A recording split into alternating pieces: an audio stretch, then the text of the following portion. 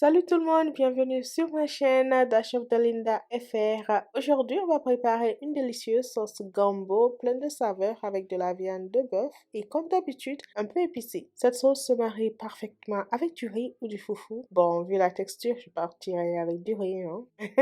Alors, si vous cherchez un plat savoureux et satisfaisant, continuez à regarder.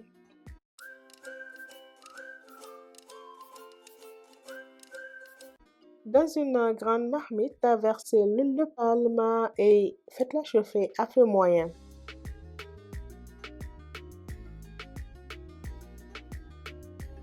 Une fois qu'elle est chaude, rajoutez les oignons et faites-les cuire jusqu'à ce qu'ils deviennent translucides.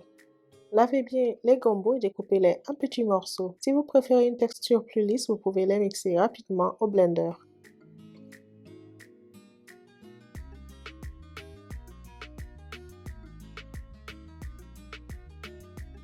Ensuite, ajoutez l'aubergine. La mienne était congelée, d'où la texture et la couleur.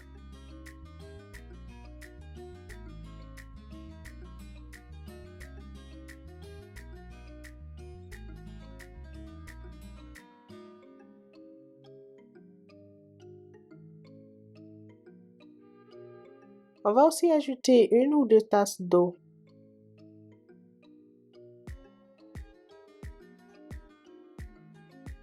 Mélangez bien, couvrez la marmite et laissez cuire pour un moment.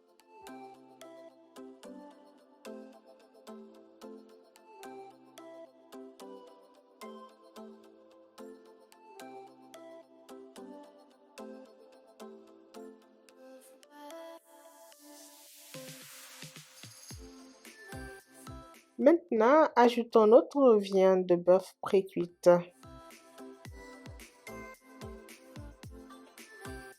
Pour la touche crémeuse, disons, rajoutez de la pâte d'arachide.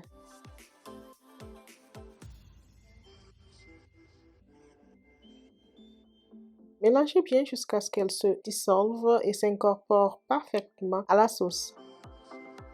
Cela va donner à notre sauce une texture onctueuse et délicieuse.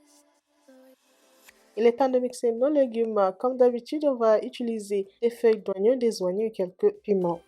Vous pouvez ajuster la quantité de piment selon vos préférences.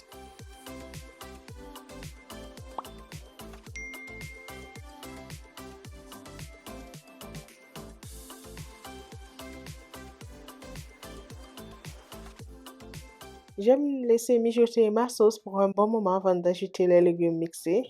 Bon, la plupart du temps, hein. En fait, je trouve que les saveurs sont plus prononcées de cette manière que si j'ajoutais les légumes au tout début, genre après l'ajout de la viande. Bon, après, c'est juste une préférence personnelle. Je vais aussi ajouter de la poudre d'oignon, de poisson, de crevettes et bien sûr du sel et du bouillon de poulet noir. Maintenant, mélangez très bien le tout.